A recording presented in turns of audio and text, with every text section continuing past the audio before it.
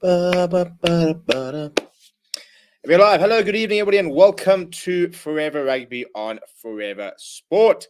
For the first live show we have done since the end of the international calendar, and a time for us to just sort of reflect on the year that was, the year that will still come, and what we're going to look forward to, and just sort of, I suppose, just chat really about what we think, where we're standing about the year that the Springboks have had. They will finish the year as the number one side in the world, which for me, alongside a British and Irish Lions tour victory, I count as job done. I count that as a pretty good year. I'm pretty happy with life. So yeah, and that's what I want to sort of talk about a little bit. Is are we happy with what's going on? You know, are we worried? Are we disappointed with the style of play, with the future, with the progression? Is there a lack of progression? Should we have added more youngsters? Are we really upset about it? Are we over that already? Kind of watch just the chat. And then we've got the URC, which comes back this coming weekend, which is pretty exciting, actually. And unfortunately, it looks like I'm not going to be able to get to games this weekend, although I have seen they've just released tickets. So you never know. Maybe I might be able to get to Loftus. Not going to be able to get to Ellis Park, unfortunately, this weekend because I'm playing cricket. But hopefully next weekend, I'm hopefully going to be able to get back into the stadium. So I'm going to take you guys with me and try and do a bit of a vlog, you know, a bit of a sort of this is what it's like at to watch rugby under COVID conditions. And yeah, I'm quite excited to get back to stadiums eventually. I was hoping to kind of watch the golf this weekend because there's the SA Open at Rand Park, but unfortunately, it doesn't look like they're going to be opening that up to public, which is a bit frustrating because you're watching the. Oh, come on, man! I'm trying to watch the last few minutes of the bloody United game. Ronaldo back on strike. So yeah. But who's in the chat? Please start smashing the like on the video. We'll also be talking a little bit about 10K and the fact that you fantastic people have gotten us there, and what a milestone it is, and what the next milestone I suppose is, and what the future is for the channel. But who's in the chat? So we've got Albert who says, don't make this in comments. Simon says, start number one and ended number one. Great job, Box. Louis says, this year was all right, bit more on the great side. Next year we need to experiment with 8, 9, 10, and 15. And Glass Wars, take us with you to the cricket. I don't think you're gonna watch the cricket I'm currently playing. Yeah, I've definitely, it's definitely not the highest standard that you'll ever have seen. But it's fun. And I'm playing all right, I suppose. They've been the best team. Squeeze says, Honey says, no, the Box really need a fly off, and I'm not in the mood to see us losing the URC until the Box play again. I give the Box a C, partial, but not what I expected. I wanted more blooding, especially in the end of year tour. Would have been good to do, but the tour at the B side full of new guys. But I guess they wanted to see where we are and go from there. Albert says all the issues with bubbles and hard schedules combined with injuries to big names still we managed to stay at number one. I think it's a very important point. Vic says, I'm happy with everyone except not investing in our depth for the 15 position. I prefer Village to not be the main guy next World Cup, but at this rate, it's looking like he will be the main guy. Leandre Bayer says, Villiers underperforming massively, so is Pollard. We also need to play to the strength of our scrum-offs more. I'm not saying to forego our current plan, but we need to focus on attack more. Says the defeats were narrow and they destroyed every team they defeat in the set piece, so all they need next year is finishing the game. And obviously, my God, I don't know my comment limits long enough. I read it all. Which one? I didn't read it all.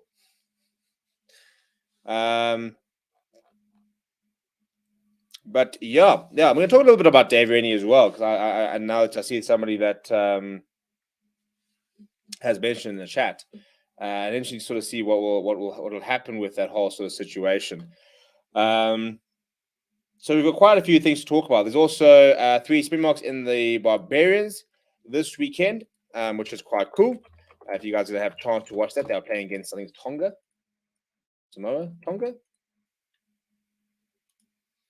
I was about to say that Tonga. Samoa. So yeah, so that's a bit of rugby. And then obviously you've got the URC, which we're going to look at.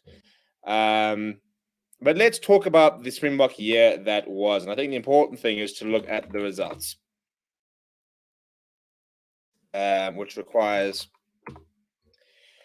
websites to start working so that we can actually put the results on the screen and, you know, talk about that there. So where are we at? English, South Africa. I want to be able to select South Africa.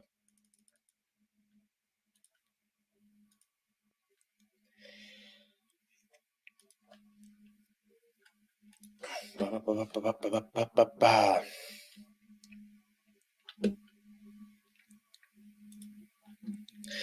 we're going to put this up. I'm just going to adjust it slightly. But if we do, we need to go to there, call it there. In fact, we can probably bring it down, bring it in a little bit. All right, so we're going to talk about the results from the year that was for the box. In fact, we're going to bring it all the way down there, and we're just going to chuck that over there, shall we? There we go. Cool. Right, so the year that was, what a strange year it was, and I'm probably quite glad that it's all ending, I suppose. But it all started what feels like a blooming lifetime ago on the 2nd of July when we took on Georgia at Loftus Versfeld and blew them away 40 points to 9. A couple of interesting things about that game. We saw Apple Fassi getting his debut, scoring a try on debut. I think Esper Visa got his debut that game. We saw Kwaka Smith playing at 8th man. What else do we see that game? I think JC Creel played at outside center. I think that France Day played at inside center, not particularly well either, so it was quite interesting. What else do we have in that game? Damien Williams had a very nice cameo off the bench at inside center. I think Oxen Chair started that game. Was back in the Springbok, first game back in the Springbok jersey since that Welsh test back in Washington all this season ago. So it was an interesting test, and 40 points to 9. And unfortunately, the biggest thing is in that next test was 0-0. So yeah, because obviously this was the one that was cancelled because of the COVID issues and stuff like that. But so at the moment, this doesn't have the SAA game, which we did win. But it was an official test match, so that's why it's not there. So we'll just look at the test match. But I think if you chuck on that SAA game, it just makes us the year look even better. And I still feel that COVID really did rob us of that SAA game, because I would have loved to have seen some of the young, the talent and some of the fringe players having a go at the British and Irish Lions. Let Apple Fassi have a go at the British and Irish Lions. I want to see the Similana have a go at British and Irish Lions. Oscar Speckman, those sort of players who we didn't get to see, they never get to really test themselves against the Lions because they were never going to make the Springbok squad itself. But yeah, before we look at that, so S-Box, Grey Greens, congratulations, can get subs. Thank you very much. I'm a really big fan, but the England 15 that Stuart guy was huge for them. Agreed.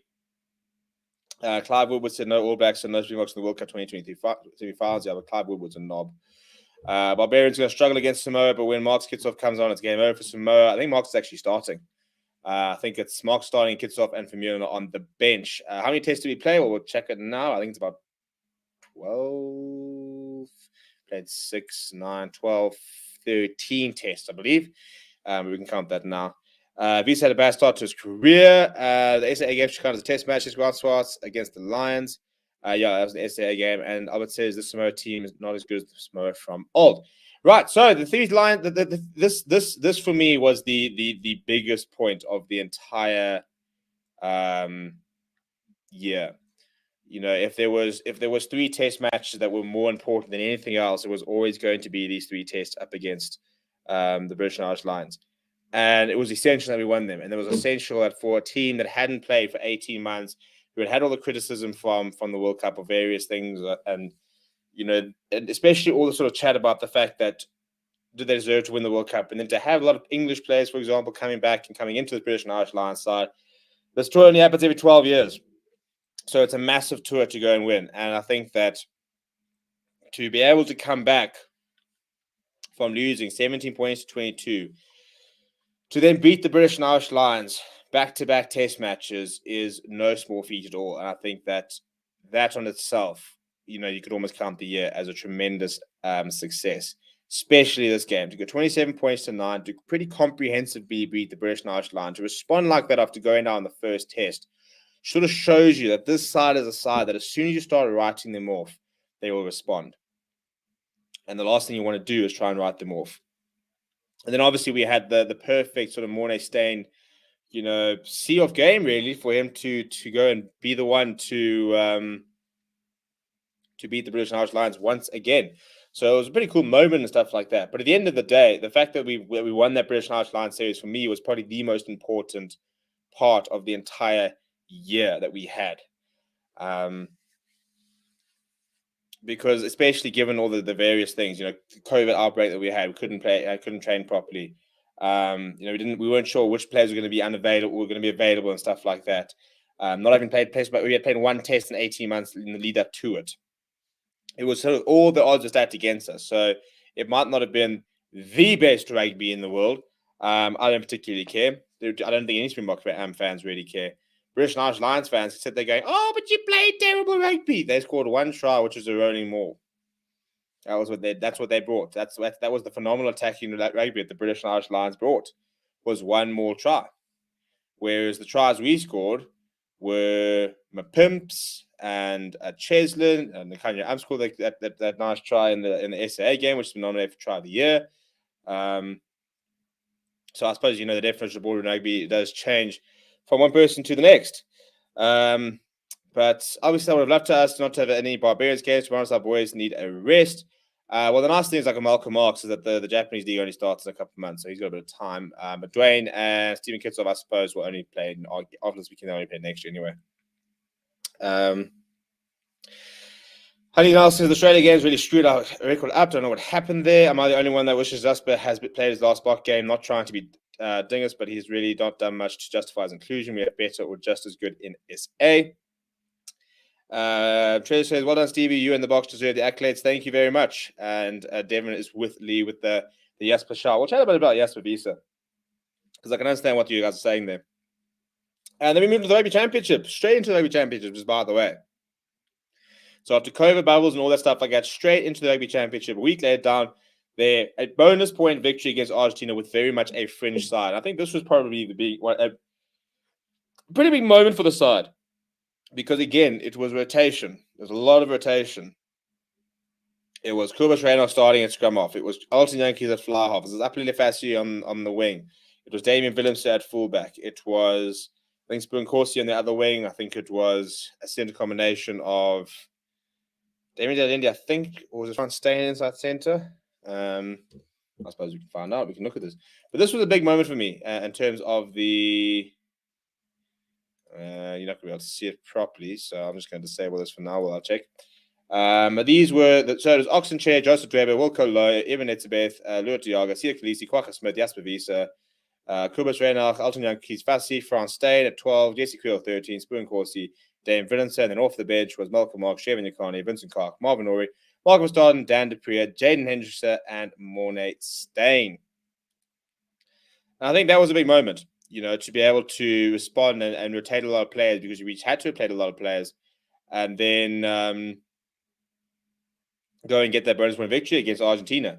This game, I think, was a game where the scoreline probably flattened us a little bit. I don't think we played particularly well, but it shows you the quality of a side when you don't play particularly well, and you can win a game 29 points to 10. So it looked very, very comfortable in the Rugby Championship, and then we had these two issues. Now, we're going to talk about these two issues, because I think that this game, let's be honest, is the only game the entire year where the Boks have been outplayed, where you can look at a side and say that we were well beaten, that it wasn't the case of we didn't take our chances or whatever. We were just the worst side in the game on the day, and we wouldn't have deserved to have won even if we had won it. I think this was the only game where I felt like the Boks were soundly beaten. Obviously, the other games we lost, but I think this game we were beaten by Australia. This one frustrates me, because this game, and to a certain degree England, is where we are talking about that fly half issue. And I get called a Pollard hater a lot. And it probably has to do with the fact that this channel has been going for about a year. And the only rugby he's played during this time that the channel has been on is this test season, where, if we are all being very, very honest, we understand what type of player is. We understand that he was the general in the World Cup and that he's a phenomenal player. But if we are all being brutally honest with ourselves, he's not playing good rugby. That's just it's basically just a fact. Yeah, of course, it's an opinion, which can't be verified, but he's just not playing good rugby at the end of the day. And in fact, I actually want to try and find out his season's kicking stats from this test season, because it has been a lot worse. Look, he's never had the best kicking record. He's always operated in the 70%.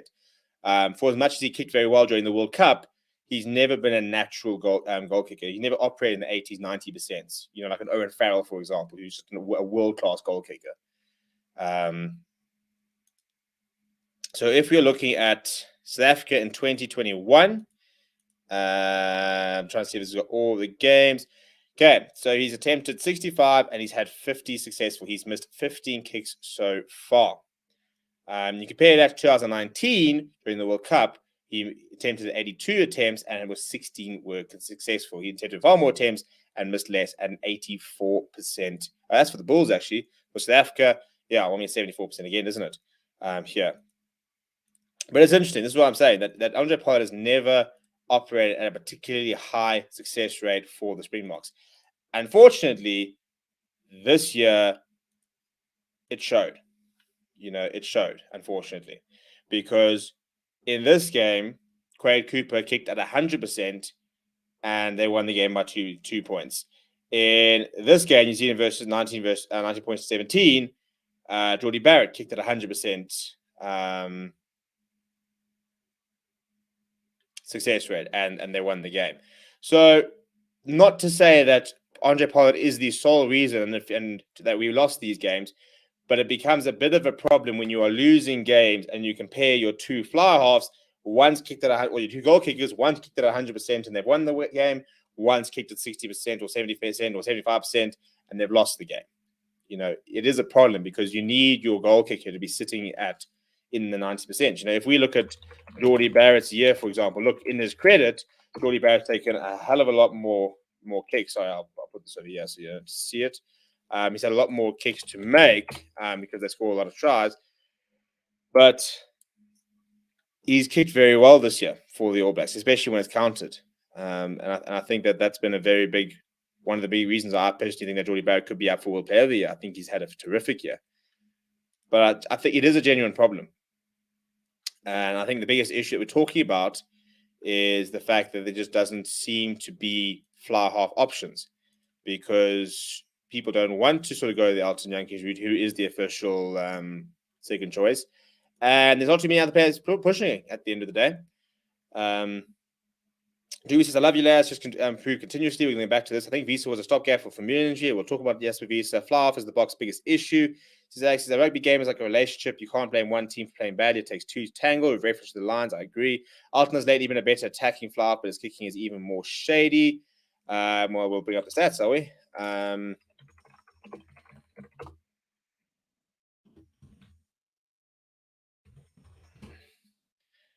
And Carlos says Mornay Stain should be the box kicking coach. Pete Lawrence says, for me, the better fly was unfortunately injured in SA during the end of year tour, namely Jan Goosen.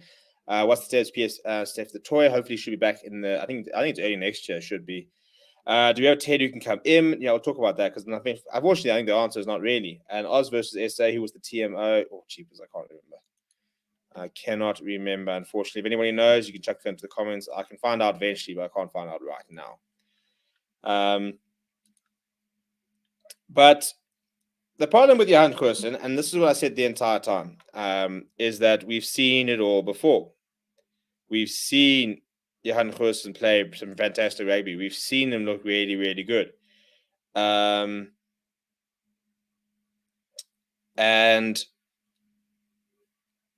it's just happened again, hasn't it? You know, his knee's gone again. He's out for a very, very long time. So the biggest issue is I think you can't rely on Johan Goosen. We can't rely on Johan Goosen because we just know that there's those injury issues. So it's a very difficult situation to be in. Because after Johan Goosen, who are your fly half options? Let's go through the union, shall we? Obviously, overseas, you've got like a Rob de Pre playing for Sale Sharks. But if you're looking locally, your Lions fly half is Jordan Henderson, who's currently injured. And then you've got Eddie Fisher, who's just come from the Pumas. Are we really talking about Eddie Fisher in a Bok jersey? Or Fred Zeilinger? Those are your three Lions flower halves. You're looking at the Bulls after Johan Goossens, Chris Smith. Now, if we're going to be very honest, Chris Smith on his day, we could talk about, with that Curry Cup final, Chris Smith. But then you've also got the Rainbow Cup final, Chris Smith. And I think he just hasn't had the consistency. But looking at the Sharks, Kerwin Bosch has basically been turned back into a fullback. Lionel Kinnear is a bit flash in the pan. Has had some very good games and had some very poor games. Buddha Chamberlain all of a sudden seems to be coming in and playing some decent rugby. But again, consistently, 23 years old, Buddha Chamberlain, have we seen enough good matches from him to start talking about him in a Bok jersey? If we're looking at the Stormers, I'm talking about Tim Sweel. Is Damian Willems going to play at fly half? Or is he suddenly going to start playing at centre? Is he going to start playing at full back? Where is he going to play? And then you've got the youngsters, Cade Volta, Sasha and Ngomazulu, and some very talented young players, but they're so young is the issue. So there aren't a lot of fly half options, unfortunately. I think that Jordan Hendricks, for me, looks the real deal, but now he's injured. So, can he respond from the injury? But I think that for me, of the youngsters that we have, he looks the most ready at senior rugby level. Physically, he looks ready. Mentally looks ready. He just looks very comfortable at this level. So I think he's probably somebody you can really look at. If Buddha Chamberlain continues to play like he has in the last couple of games, he could become a genuine option. But there just doesn't seem to be a lot of options there.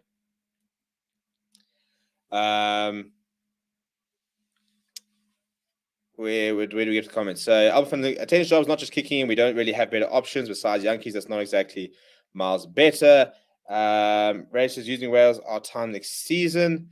Can you bring up Alton's kicking stats? Yeah, I can bring them up now. Johan Goossens is not consistent. Vince a prop for Stormers. Remember Nasbuerta, he was the most brilliant spreader of the ball in test matches, sent Donny Gerber for so many tries. And Grass was the only fly in worse form than Pollard is Rob Dupree.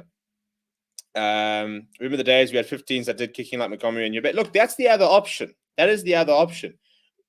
But then you have to make that call. Do we want to start Frans Steyn and have him do the goal kicker? I'm not saying that the fly half has to be the goal kicker, but in South Africa, the fly half has been the goal kicker since Butch James left. Not Butch James, since Pearce. So we need a good goal kicker, whether it is the fly half, whether it's the fullback. It could be the flipping inside centre if it has to be. It can be the scrum half. I don't care who kicks for goal, but we need someone who can start operating in big games at a high percentage. So Pollard in South Africa jersey this year made 66, 65 attempts, 50 were successful, 50 missed. Alton Yankees made 19 attempts, 15 were successful, 4 were misses. He also played in that South Africa A game where he got 2 from 2. If you want to add that to it. Look, test-wise, Alton Yankees has actually operated, I think, in the 80s for his entire test career. He has got a better record. I'd love to bring up Geordie Barrett's today because I'm interested to see what his were like this year.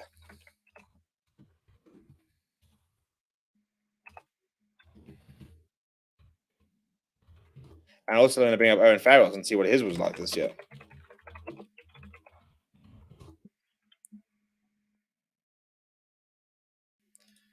But yeah, I mean, do we really? I mean, can you think? I can't really think of too many fullbacks who are currently kicking for goal. Probably will come back next season. Look, I think the biggest thing that Pollard needs to do is go back to club rugby, go back to wherever he's going to go. Rumors now that he could be going to Leicester or whatever. But he just needs to get back to the basics, and he needs to just go back to doing what he's good at. Because if we're being very brutally honest, we are currently picking him on reputation, not form.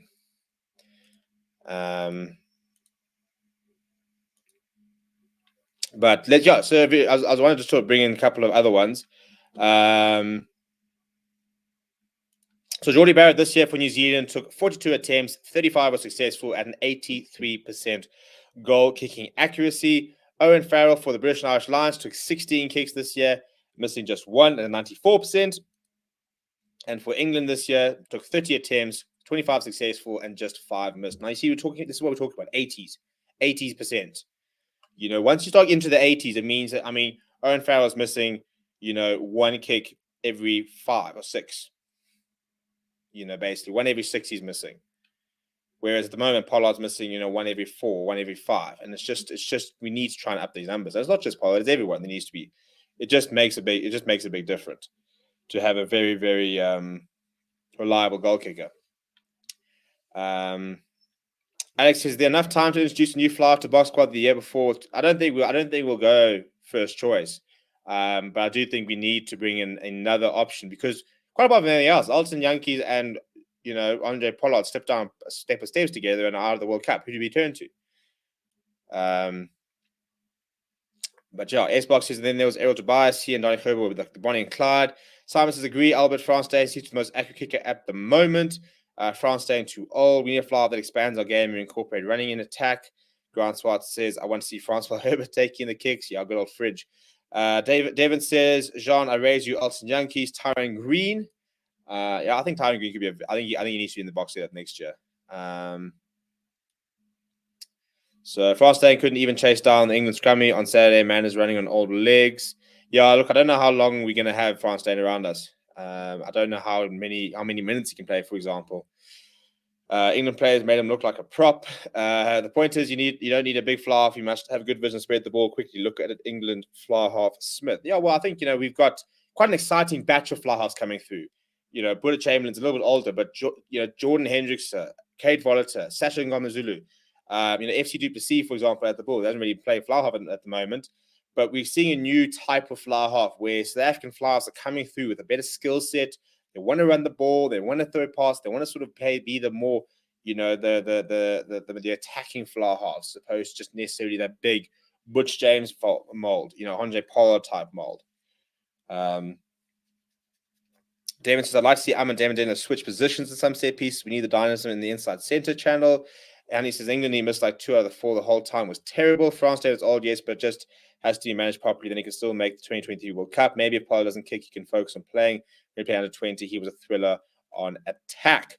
I think Pollard will be fine. I think he's got the caliber, but I think he just needs to go back to wherever he's going to go, whether it's back to Montpellier, whether he is looking for a move, whether he will make the move to the Premiership. Just needs to go back to the basics, and we've got to start seeing those numbers.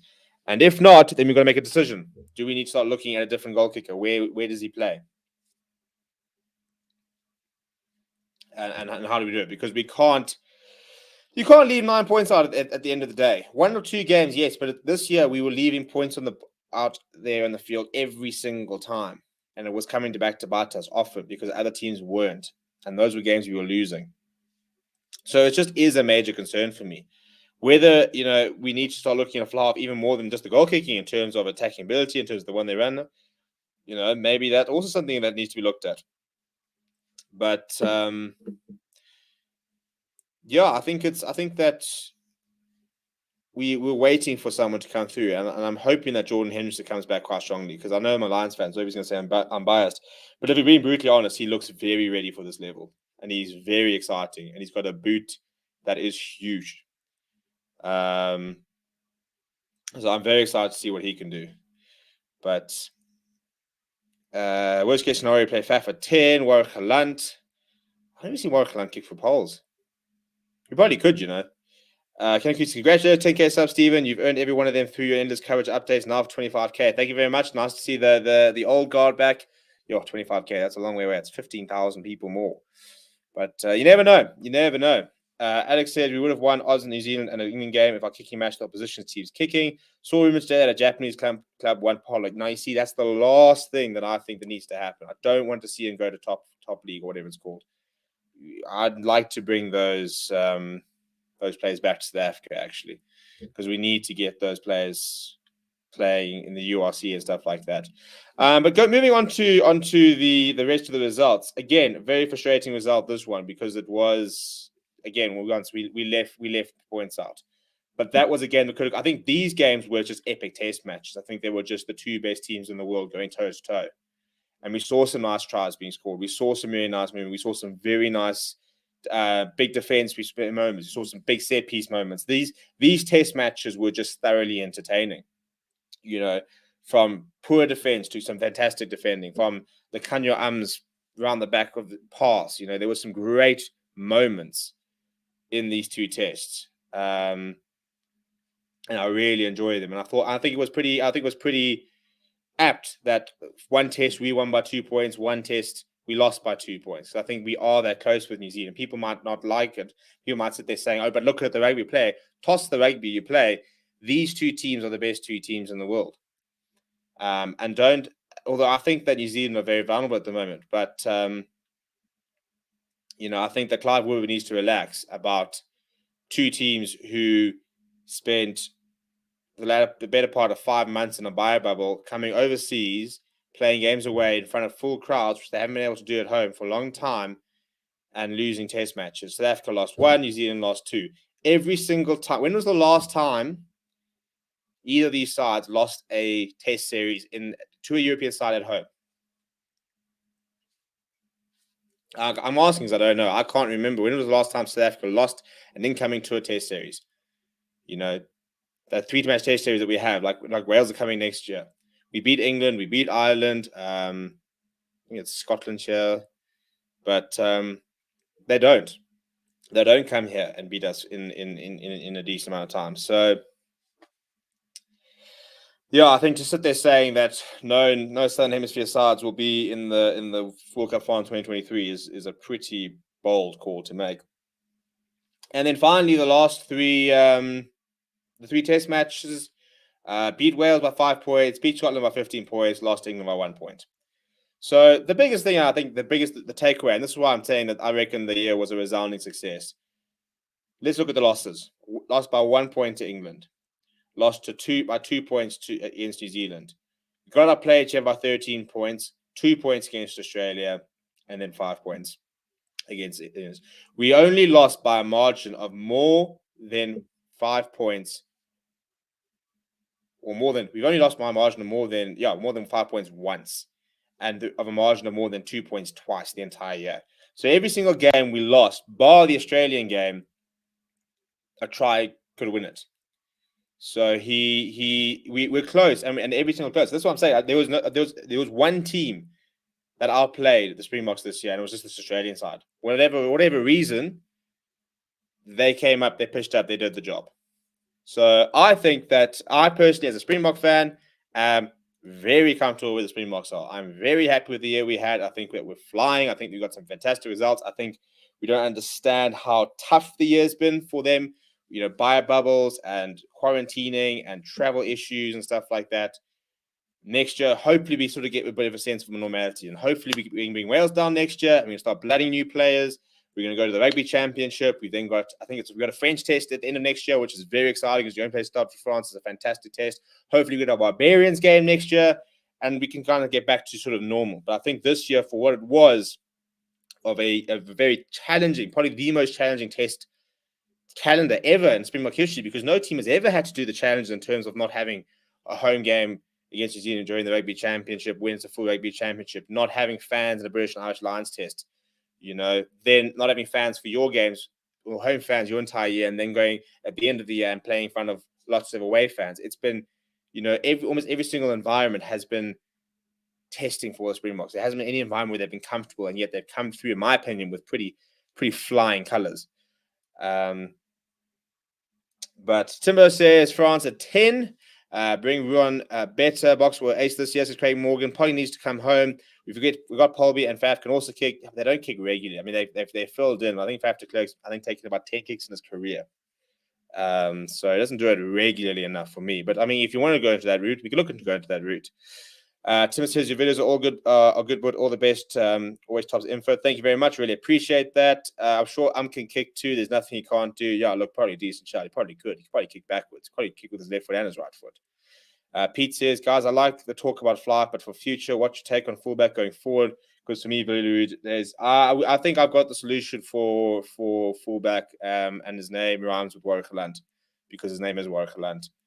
I think that if he continues to play like he played in that first month of the URC, that chap is got both hands on that Springbok fullback jersey. He was just looking unbelievably good in all aspects of his game.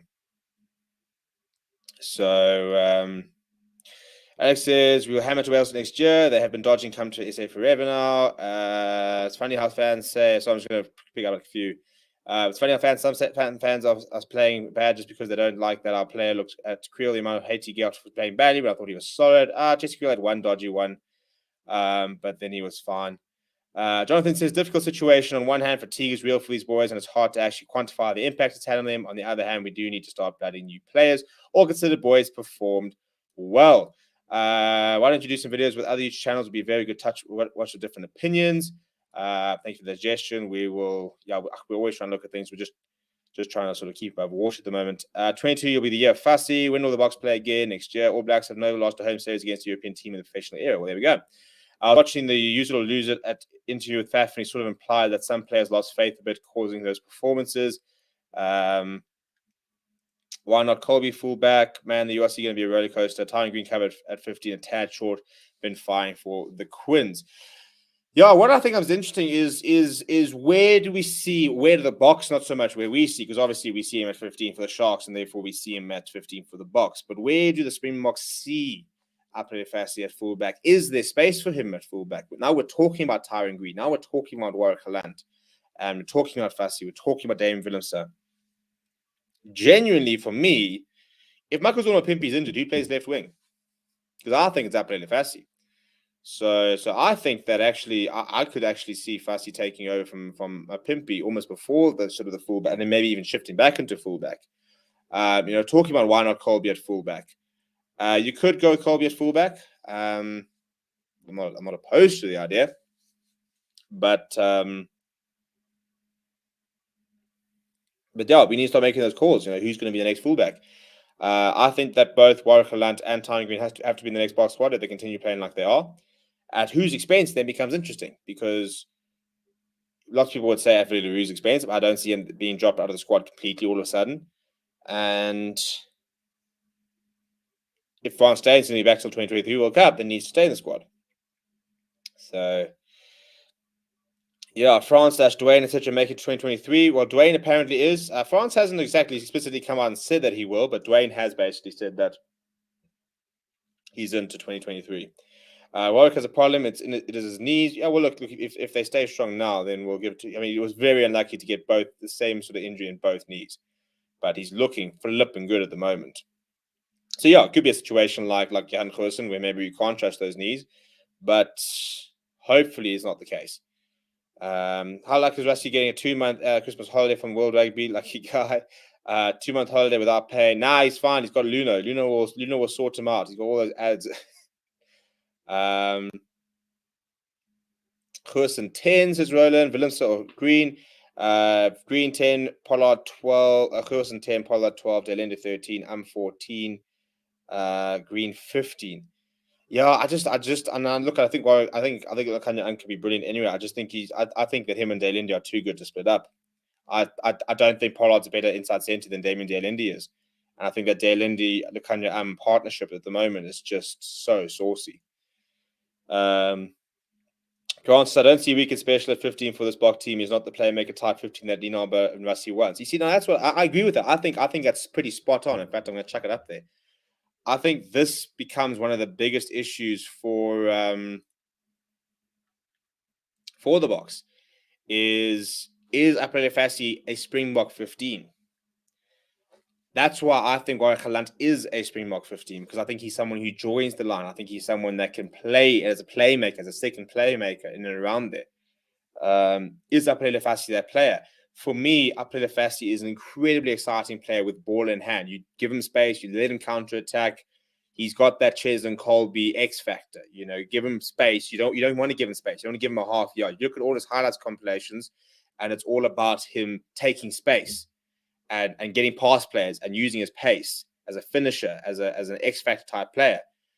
But in this box setup, we need a fullback, especially. And look, if you start changing your fly half and maybe giving him more sort of creative license and more attacking nature, then maybe we can look at a different type of fullback. And that's the system. This is why I back the Warwick Halant shot, because I think he is that player. I think Warwick Halant joins that. He does it for the Stormers now. He's got that playmaker ability. He can join the line and play as his sort of first receiver, second receiver, get the line going. Right, left, back. He can spot space. He can join the line. He's a very intelligent player. He's got a nice kicking game on him as well. So I think he's a far more rounded fullback who's far better suited. And apart from anything else, he's been part of the Springbok setup. He's played how many games at international level as a fullback? We just lost power. South Africa, eh? What are you going to do? It's a bit worrying, actually, because I haven't charged any of my things. See, look at what we could do for you guys. Thank you, because of your guys' support stuff like that, we managed to make contingency. So when the power goes out, like it literally has, we carry on. We carry on.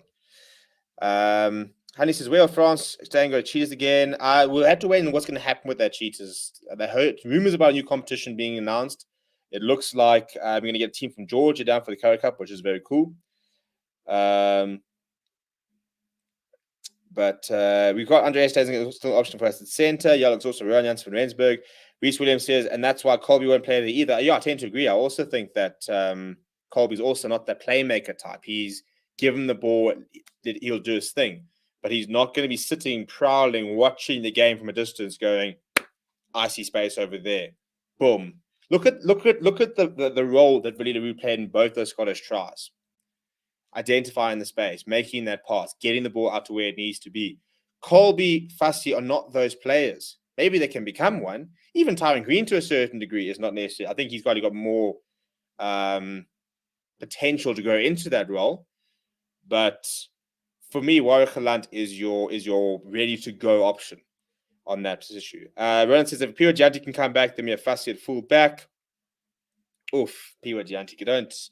I would love to know what's going on there. I've been trying to dig up and find out, because if he gets his thing reduced to like 2 years, for example, the man can play rugby tomorrow. Get him back in that Lions shirt. Edel van der Merwe, sorry, you benched again because you've got the World Breakthrough Player of the Year back. Reese Williams says Galant, Green, and Willemse. Yeah, see, I also think that's probably why they're back to Damien Willemse shout more, because he is a fly half convert fullback who can do that role. Tyron Green for the Box 2022. Yeah, I think that we will see him quite soon. Do you think Skorsan can make a comeback to the Box side? He's been looking slow at Saints. I'd love if he does. And then when he must score, he must just go boom, boom, 2 middle fingers to the Lions. How have we let him go? It blows my mind. We need more youngsters. 22 World Cup is around the corner. The one underrated skill, Galant, that's often overlooked is he kicks with both feet. Yeah, that little left foot of his is bloody useful, left and right foot. I just think he's so. We all know that I really do rate Warwick Galant. I think he's just when he went to the Storm, I just wanted to come to the Lions because he's just so exciting within the ball. 22 World Cup, no, 2023 World Cup in France. As I said, if anyone's at 100,000 rand, I'm keen to go and cover it for you guys. But yeah, I think we're dreaming if you guys think this channel makes that kind of money. Willemse got some good test match experience. He also fronted up physically, which is good to see. Yeah, as I said, I think Willemse has got every. If you had to do like a checklist of everything that you need to be an international player, I think Willemse has got everything he needs. He just needs to get the confidence and he needs to get playing more, because I think he's got everything. I think he's physically very good. I think defensively he's very good. I think that he's got a reasonable kicking game. Nothing special. Doesn't necessarily need it if he's not playing full and fly half. He's got a good turn of pace. Got a wicked step. He can pass the ball, not as well as maybe you'd like him to be. But again, you don't necessarily need to be fly quality. So I think that's why they're sort of going into that. What's your ideal starting 15? It probably looks very similar to what we currently have. I would currently back Alton at 9, especially if we want to play him with Faf as well to get that combo going again. Yeah, but Pimps at 11, 14, Colby if he comes back, Peter Steph Toy comes back. It's interesting because I think if we drop Vermeulen, I would be very interested to see a loose tier of Kwagga Smith, Peter Steph Toy, and Sia Khaleesi for a couple of games in a row, because I think that what Kwagga Smith has shown us in this series, that he fulfills a certain role. And if you can get Peter Steph to fulfill the physicality and sort of that kind of role of Dwayne Vermeulen, you could actually look at that. The biggest issue is sort of who controls our defense, and that's where we need Frans Malherbe. Because when Dwayne Vermeulen is not organizing the defense, Frans Malherbe is organizing the defense. So that becomes a bit of an issue. Did you see that the Sharks lost against the Cheetahs? Yeah, I actually missed the match, but I did see that the result. You're wrong, Colby definitely can do that. He used to do for the Stormers. He did it for Toulouse. Yeah, look, I think top 14 is very different to playing rugby for the Springboks, and I think it's a league which allows a lot more freedom on the ball and a lot more time on the ball to be able. I mean, you watch top 14. It's a flipping fun league to watch. It's almost like they just don't give a shit. They're just out there to just vibes. It's just vibes. You look at like the Pro D2, you watch the clips there. Again, it's just you see the most outrageous things happening there. Look, I'm not saying Colby can't do it. I think I back him to do it probably more than I back Vasi to do it, actually.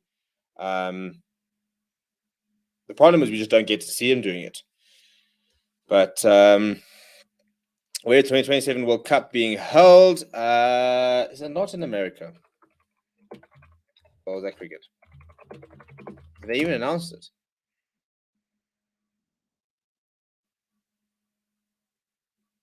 I don't think they've announced it. I know Australia are bidding for it. But has it been announced officially? We've got Australia, Russia, and United States. Yeah, it hasn't been announced yet. I think we'll go to the United States. But yeah, unless I've missed something, but as far as I was concerned, I know that Australia's been backed the most, but I don't think it's been confirmed. Yeah, I'm not seeing it being confirmed. Kwaka Zimenez, him and Marks are absolutely bossing the breakdowns. Albert Lowe and Butterlage also lose cheers. Yeah, those are more the people need to get. Rugby Guru coming less than 10K subs. Well deserved. Thank you very much. Congratulations as well. We've been sort of making waves in the YouTube world this year, which is very cool. So I really appreciate that. Ren Opperman says Fassi is overhyped. Yeah, so it looks like it will probably. I mean, Australia seem to be the favourites. I mean, time zone wise, I'd probably almost prefer it to be in the States. I don't know. Trying to decide what sort of time they'll play in the States compared to Australia. I hate getting up early in the morning. I hate having to watch rugby at 8 o'clock in the morning. There's just no vibe. I'd rather watch it at like 11 and 12 o'clock at night. Genuinely, I'd rather watch it, have an absolute bender, and then watch the rugby. The other option is Russia. In for that, just because of time zone. I'm all about the time zone life. I couldn't really give a rat's ass location-wise because if it's a nice stadium, it's a pretty stadium, whatever. I don't care. Time zone-wise, I want to watch rugby when I want to watch rugby. Jared Payne says Phil Kearns all but one hosting rights. Australia will get it. We all know. Do you watch sevens? I do. I think the sevens this weekend actually. I try to watch when I can. There's just so much rugby to watch, and also I watch more than rugby, so I just don't know what to do anymore. Because there's just so much sport to watch, and I just don't have time for it. I think USA turned down the 27 World Cup. How do you feel about Manchester United sacking Ole? It had to happen. We got off to I think 2-0. I think Sancho actually scored. I was with you guys, so I actually missed the rest of the United game. You see, I'm becoming a poor United supporter.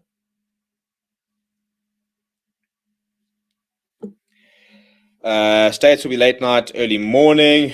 I'm trying to decide if I'd rather watch something late at night or or in the mornings. I don't know. Let's give it to Russia. I still sport Paul. I did not play rugby for 18 months. Let him just practice like Nasty classes permanent. Yeah, I think that's the biggest thing. Just go back to the basics, go back to the club and sort it out and come back strong. A couple of news headlines just to talk about because this is technically, I suppose, a news show. We never really seem to do much news. We kind of just chat. There was a link talking about the fact that also interested in signing Stephen Kitsop, but they've decided not to do it because of apparently transfer fees and stuff like that, which is good to see. I keep saying to us, if our players are going to go overseas, that's fine, but we got to get the bucks.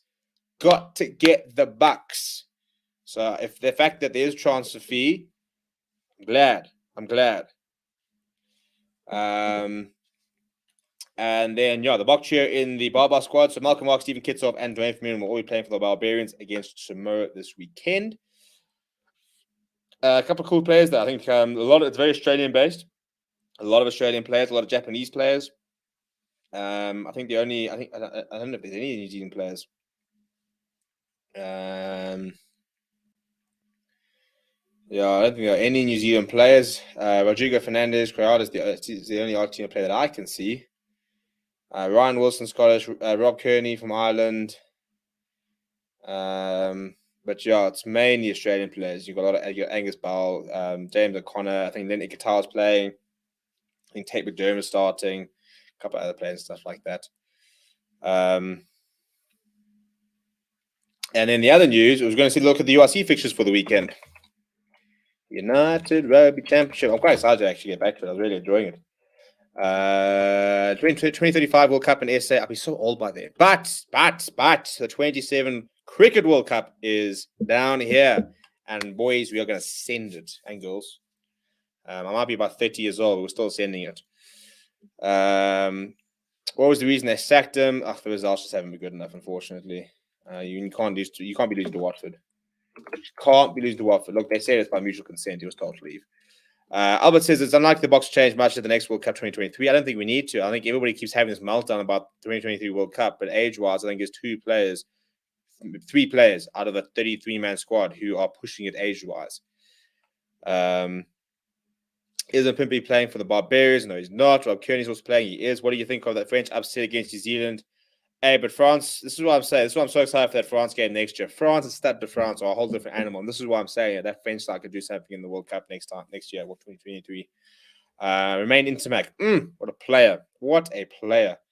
That's just, as I said, the French are French, aren't they? They play this outrageous, do whatever the F they want type rugby when they play well. And sometimes it's fantastic. Sometimes it's a bit of a disaster. They lose stupid matches and they win some sensational ones.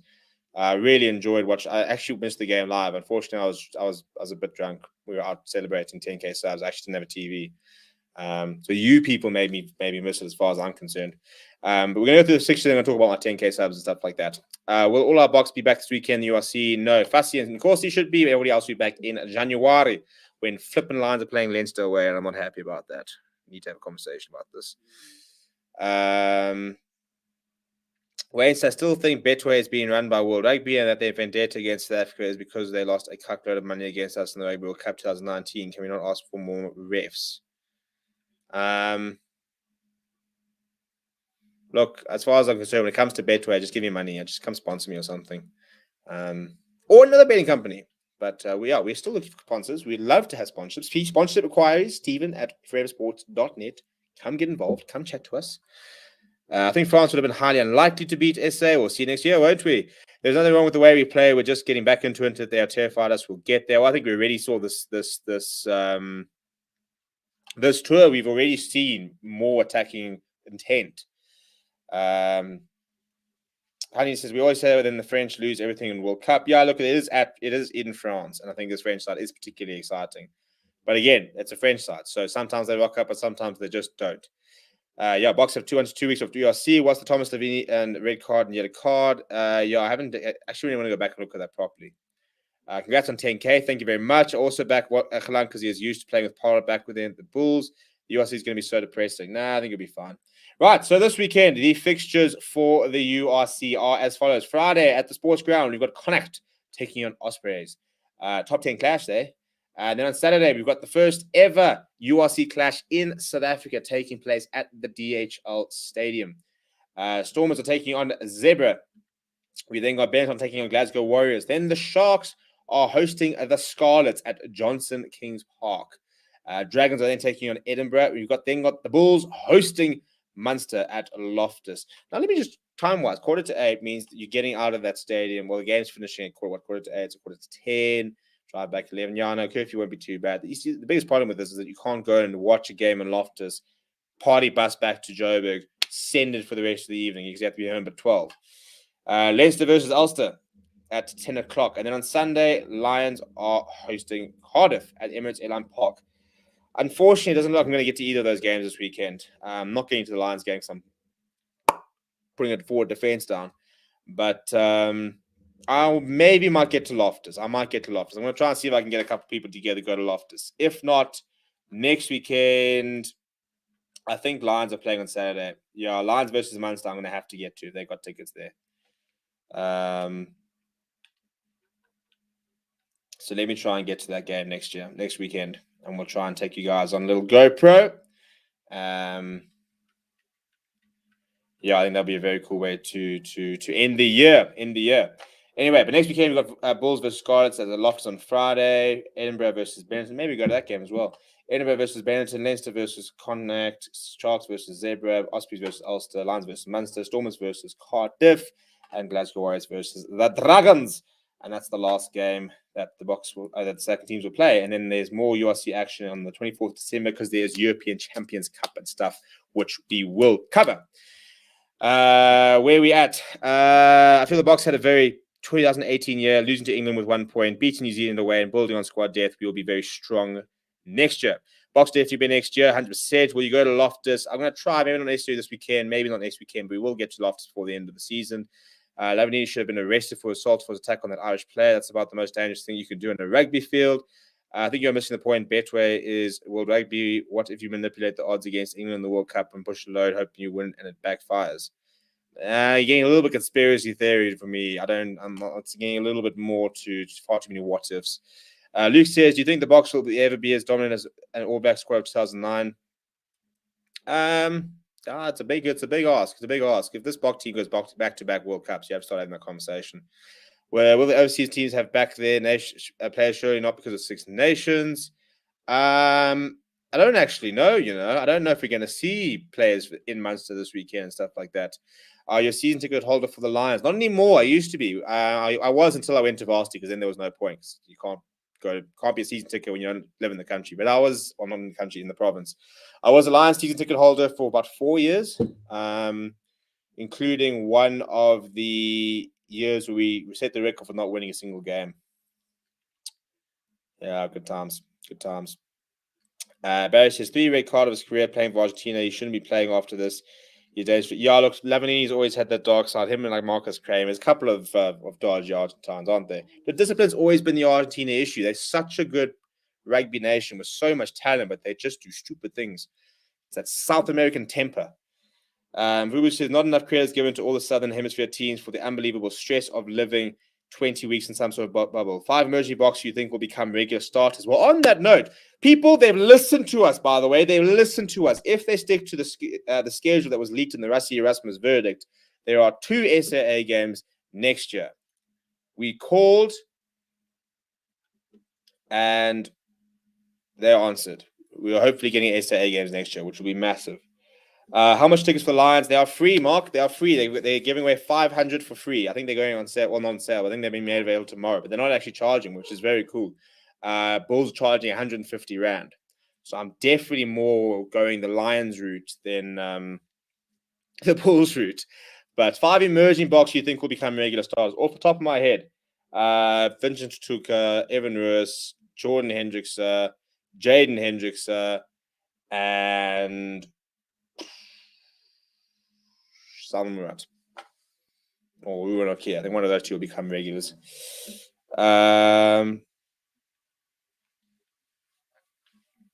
We had so much time off. We have time for the World Cup. And guess what? Still the best team in the world and world champs. All is well, boys. Man, I look dangerous. We beat them next year.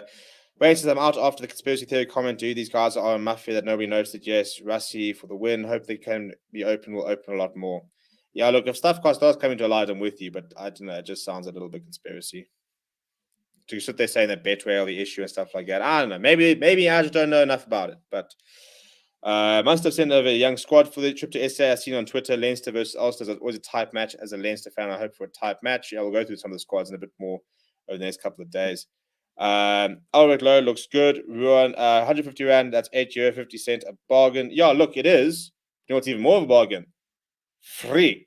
And I'm all for that because that can pay for an Uber there and I can drink. Well, I can't actually drink in the stadium, but you can pre-game. How much for the Stormers game? I actually have no idea. I've got no idea. I know I saw the tickets are for sale.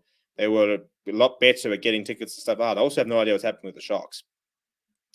But do you think the Boks will play with more skill and freedom next year? I do. I think we've already started seeing them. Yeah, but the Bulls win. So, hey, settle. No, look, 150 Rand. I'm not complaining at 150 Rand per ticket. It's just, it's been a tough time. And I've got golf tour in December. So I've got to save money because I'll be playing flipping 4 rounds of golf in 4 days. It's expensive, you know. But people, I just want to talk about the phenomenal people you guys are who gave us this moment this weekend.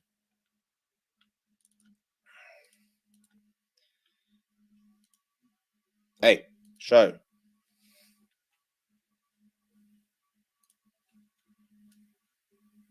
What is going on here?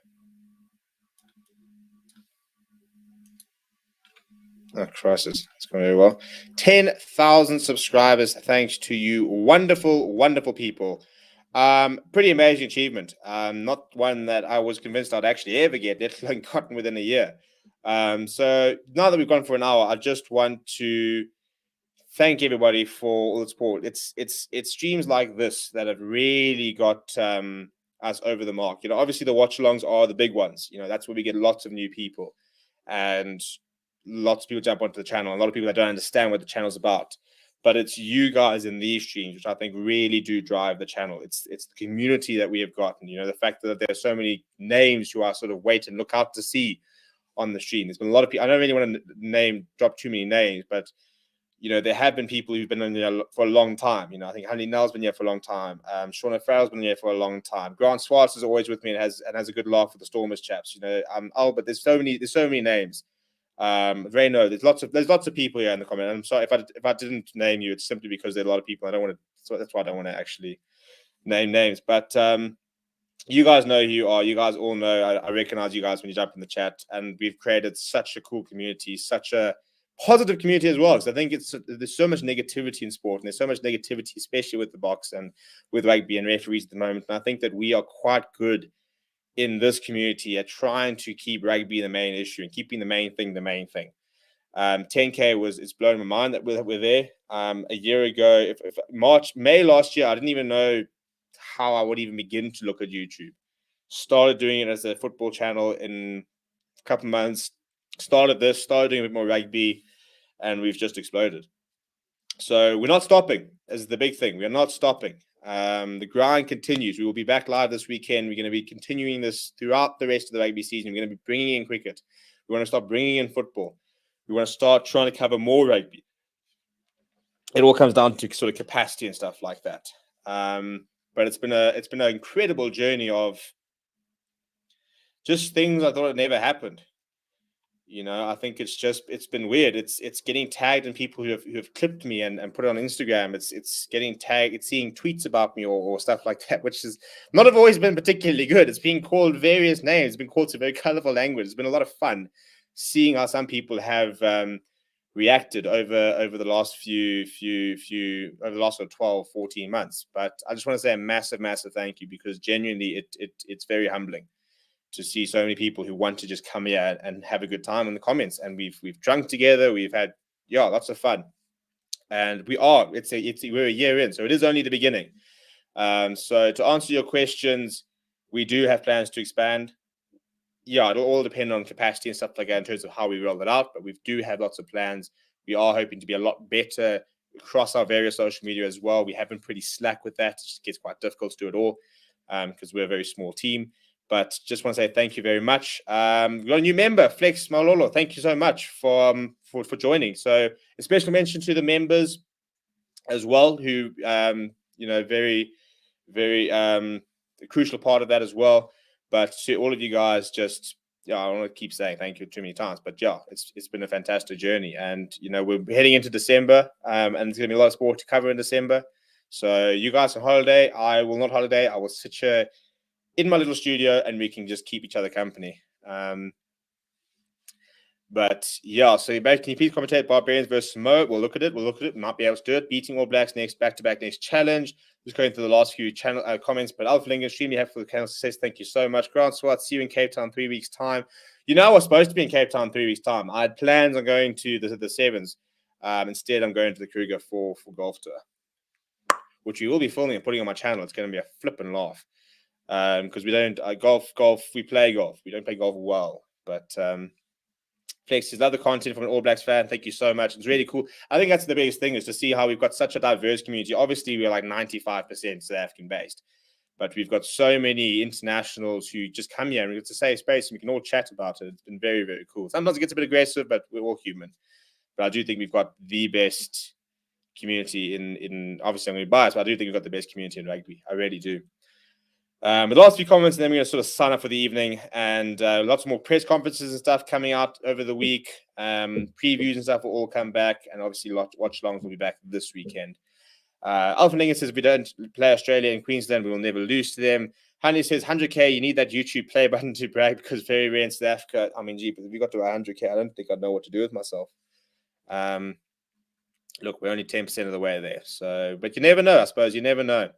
Thank you. Congrats to everything. Thank you so much, Louis. How long is the stream been going for? Just 1 hour, except for the Lions. Hey, back my boys. Back my boys. I'll be in action again this weekend. People, thank you very much. Please do keep safe. If you're going to go to rugby this weekend, please, I'm going to make a call now. Send me photos. Send us photos. We'll chuck them on the channel. We can put them on the stream. Send us videos. If I'm not going to get into stadiums this weekend and you guys can, share the experience. Let's see what it's like. Hopefully I'll be able to do it myself. But if I can't this weekend, then you guys must. And you must. That's it. Send me photos and stuff like that, and we'll share it. We'd love to hear from where all our followers and stuff like that are out there watching rugby. But yeah, also make sure you need to get vaccinated. So get yourself sorted there so you can get back into stadiums. Big December rugby to come. Big December sport to come. And we're going to be here for every single moment. Thank you very much. Keep well. And I'll chat to you guys very, very soon.